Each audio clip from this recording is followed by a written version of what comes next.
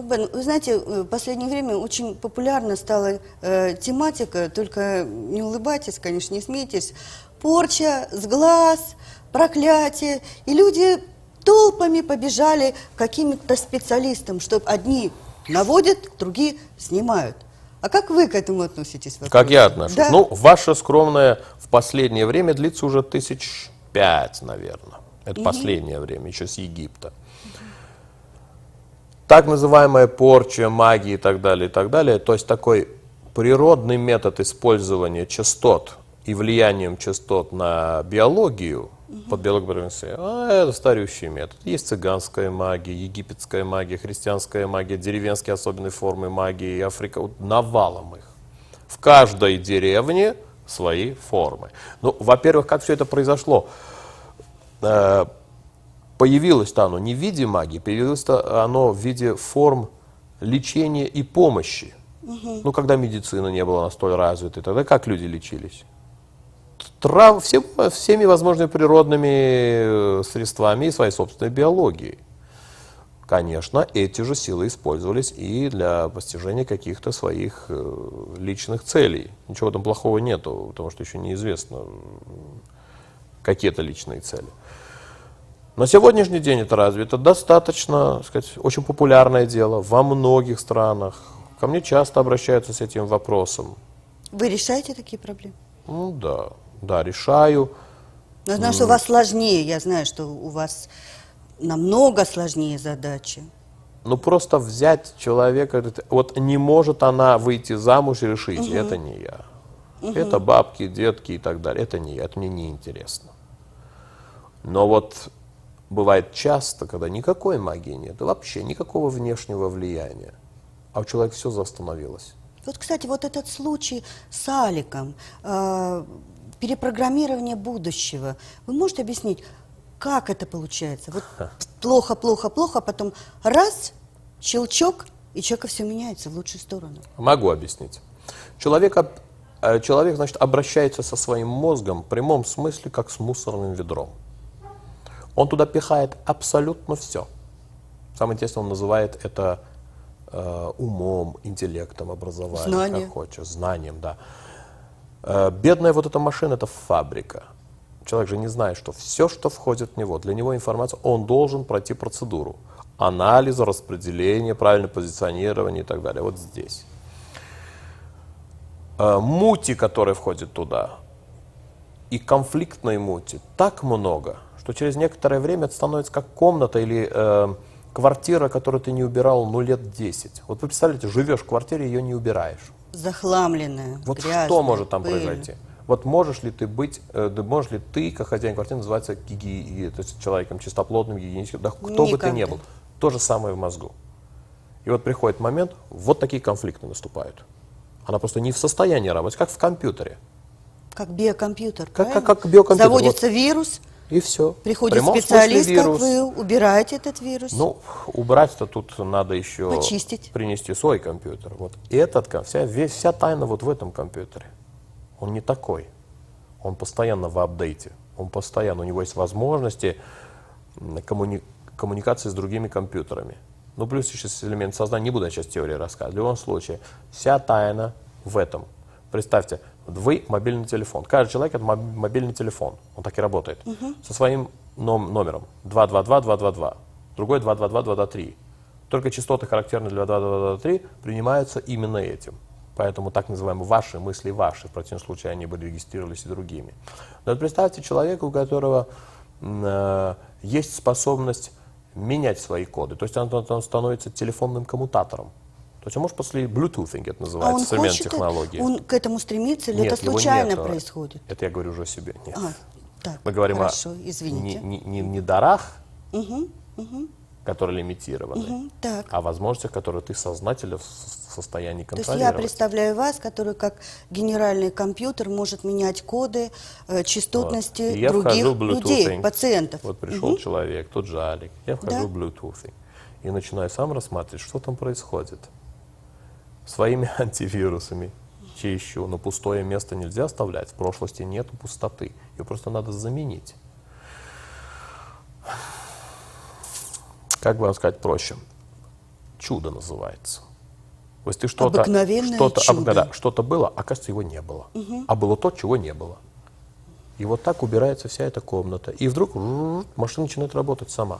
Я человека не делаю счастливым, но я даю ему условия, при которых он сам может сделать себя счастливым.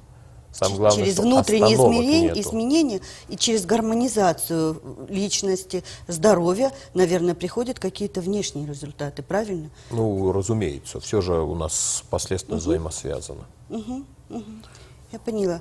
Значит, я еще такой вопрос хочу задать. Поскольку случайного ничего не бывает, за этот год вы уже 4-й раз приехали к нам в Америку, очень много пишут, снимают. Я даже знаю, Голливуд собирается создать фильм на основе вашей биографии. Я уверена, что он будет очень интересный для миллионов зрителей. Вот. Так все-таки, где вы? В Голландии, в Югославии, в Америке? Потому что вы постоянно перелетаете. И многие меня спрашивают, собирается ли Рубен переселиться в Америку с семьей и хотят просто видеть вас как можно чаще. Ваши планы? Нет у вас такого желания переехать в Америку? Вам честно сказать, да? Ну, как получится. Я попробую. Я достаточно, так сказать, мудрый, чтобы не строить собственных планов. Все равно ничего от меня не зависит. Человек Там, где надо быть, предполагает, чтобы я да, был, Бог располагает. особенно с такими возможностями, там я и буду. И никто меня спрашивать не будет, а возьмут прямо за ухо, посадят самолет, и я полечу. Так что пока есть самолеты, мне есть где быть. Кстати, 28 сентября в Москве на канале «Мир» в эфир выходит передача о Рубене Баяне. Поэтому, кто хочет посмотреть, пожалуйста, или через интернет 28 сентября, правильно? Да, это Да. С Молчановым. в передаче, В позднее время, до и после полуночи. сейчас называется «Полуночник». Ну, она немножко кажется, иначе да, называется, но кто захочет получить информацию... Я был приглашен как Да, гость в эту да, передачу. да. Значит, получается еще и Москва. Сегодня вы здесь, в Лос-Анджелесе, завтра в Москве. Тем более я знаю, что вас пригласили на международный форум, который состоится 29-30 сентября, опять-таки в Москве. Это Fashion House International, огромная компания, крупная. Они находят и развивают таланты среди детей и молодежи. Вот скажите, у вас же была методика, я помню, вы рассказывали, которую вы не успели применить в Голландии. Нет ли желания попробовать там, прям сходу, на молодых талантах, одаренных, применить на практике эту уникальную систему? Желание должно появиться не у меня. Желание должно появиться у тех, которые, так сказать, организуют все это дело. Ну, если у них будет желание, конечно, с удовольствием. Кстати, работа у меня была не только с детьми, но и с спортсменами. Я готовил еще спортсменов. Немножечко время. расскажите поподробнее о вот этой направленности, программе, вот как развиваются, как находятся, усиливаются, развиваются таланты. Ну, я понимаю, что язык можно иностранный быстро выучить, правильно? Кто хочет быть моделью, актером, или петь, или танцевать, каким образом это все срабатывает? Опять-таки, на основании МКК? МКК, да. Ну, конечно, на основании мозга. В основе всего это всего лишь ментальные функции, сигналы, которые посылает мозг. Качество этих биология 100% слушает. Физических данных, да любых, у человека существенно больше, но это, наверное, понятно, и наука говорит, существенно больше, чем мы вообще в состоянии использовать их. Настолько, даже мышечная масса и так далее, и так далее. Все зависит от вот этой части. Вот она, вот весь, где секрет. Где находятся так называемые таланты, способности. Потому что такое талант? Секундочку. Что у нас такое есть, талант, да? У нас есть определенный социальный уровень, будем говорить, нормального обычного человека. Все, что находится изнад этого уровня, и то, что удобно нам, мы воспринимаем как талант. То есть понятие талант — это ничего универсального здесь, это нам удобно.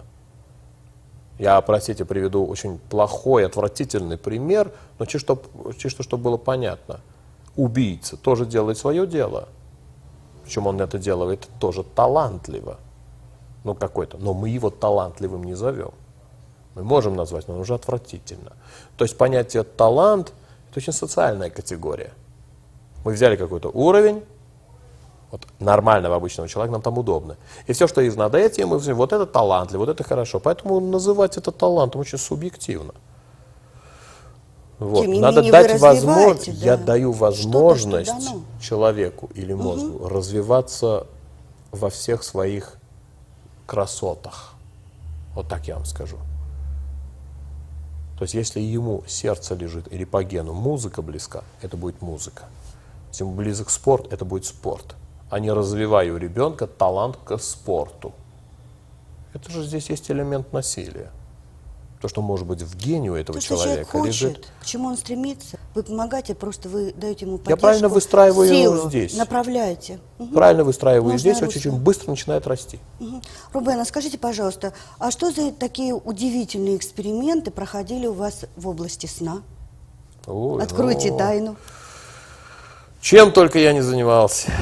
И сейчас, кстати, чем только я не занимаюсь. В 93-м году, уже имея вот этот МКК и понимая возможность, это, знаете, что это похоже? На Лего. Вот эти есть конструкторы Лего. Мозг. Ты можешь выстраивать, если знаешь, как он работает, ты можешь выстраивать разные формы. Я понимаю, начинаю, так сказать, осознавать, что в процессе сна определенные данные или определенные возможности человеческие, биологические открываются. И использование этих данных даст новый диапазон. Но вопрос, как их использовать? То есть, если ты спишь, твое сознание спит. А чтобы использовать сознательно какие-то данные, ты должен проснуться. Вот тут и конфликт. Как только проснулся, вот этот мир начинает тебе мешать. Ты даже этого не знаешь. Я понапридумал тут всякую систему такую, как думать в состоянии сна. И чтобы то, что думал, была бы команда, которая бы активировала определенные ментальные процессы. Теории не буду рассказывать. Первые эффекты были, конечно, шокирующими. Вот. Очень интересными в 93-м году. Вот. Ну, до сих пор эта система функционирует. Эту систему, то есть, будем говорить, коды для сновидений получают очень много людей, их сотни, раз в неделю. Ну и путешествуют во сне. Совершенно однозначно, что Рубен фигура настолько многосторонне развитая, настолько яркая и вместе с тем непредсказуемая, потому что сегодня вы здесь, в Америке, завтра вы в Москве, послезавтра вы в Европе. Мне хотелось бы пожелать ему от всей души, от чистого сердца, как говорится, большому кораблю большое плавание. И почаще бывайте у нас. А лучше приезжайте. Спасибо До большое. свидания, всего доброго и до новых встреч. До свидания.